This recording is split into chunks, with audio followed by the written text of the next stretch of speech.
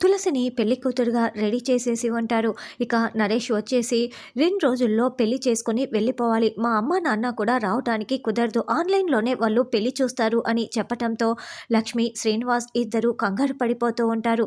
Uncle, aunty మీరేమీ కంగారు పడకండి. నేను తులసిని బాగా చూసుకుంటాను అని నరేష్ దొంగ మాటలు చెప్తూ వాళ్ళని నమ్మించటానికి ప్రయత్నిస్తూ ఉంటాడు.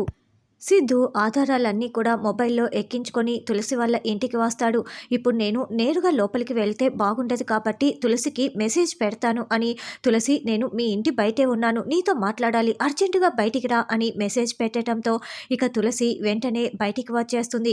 ఎందుకు మళ్ళీ వచ్చావు, వెళ్తావా లేదా అని తులసి అరుస్తూ ఉంటుంది. చూడు తులసి, నీ జీవితాన్ని కాపాడడం కోసమే నేను వచ్చాను. ఆ నరేష్ గాడు మంచివాడు కాదు, అసలు వాడు చాలామంది అమ్మాయిల్ని దుబాయ్కి అమ్మేశాడు అని సిద్ధు చెప్తుంటే, నువ్వొక వీధి రౌడీవి, నీ మాటలు నేను నమ్మను కాక నమ్మను అని తులసి అంటుంది. అసలు నేను వీధి రౌడీనని నువ్వు మాట్లాడుతున్నావే, నేనెవరో తెలుసా?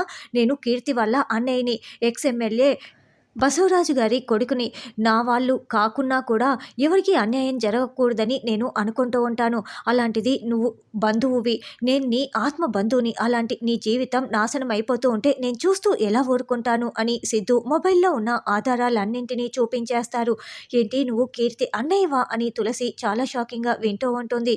ఇక మొబైల్లో న్యూస్ పేపర్ కటింగ్స్ మొత్తం అన్ని ఆధారాలతో సహా సిద్ధు చూపించేయటంతో తులసి చాలా షాకింగ్గా చూస్తూ ఉంటుంది. ఇప్పటికైనా నమ్ము, వాడిని పెళ్లి చేసుకోకు, ఈ విషయం వెంటనే అందరికీ చెప్దాం పదా అని సిద్ధు అంటే, లేదు, నువ్వు ఎవరికి చెప్పటానికి వీల్లేదు, ఇది నా జీవితం, నా జీవితం ఎలా ఉండాలో నేను చూసుకుంటాను, నా పెళ్ళి జరుగుతుందని కుటుంబం అంతా ఎంతో ఎదురు చూస్తున్నారు, నువ్వు ఎవరికైనా చెప్పావంటే నా మీద ఒట్టేనని తులసి తలపై సిద్ధు చేయి తీసి ఒట్టు వేసుకుంటుంది.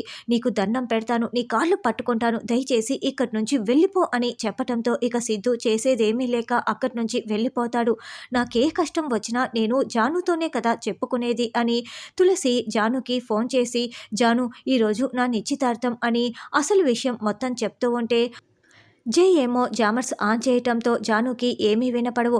అయ్యో అక్క, ఏమీ వినిపించట్లేదు అని జాను మాట్లాడుతూ ఉంటే ఇక నరేష్ మంచివాడు కాదు, ఒక దొంగ, దుబాయ్కి అమ్మాయిల్ని అమ్మేస్తారంట అని తులసి ఏడుస్తూ చెప్పుకుంటూ వస్తూ ఉంటుంది. ఇంకోవైపు జై, ఏంటి ఇప్పుడు నేను అర్జెంటుగా ఆఫీస్కి కాల్ చేయాలి, ఈ జాను మాట్లాడడం అయిపోయిందో లేదో, ఇప్పుడు జామన్స్ ఆన్ చేస్తే మళ్ళీ తులసితో మాట్లాడుతుంది కదా అని అనుకుంటూ ఉంటాడు.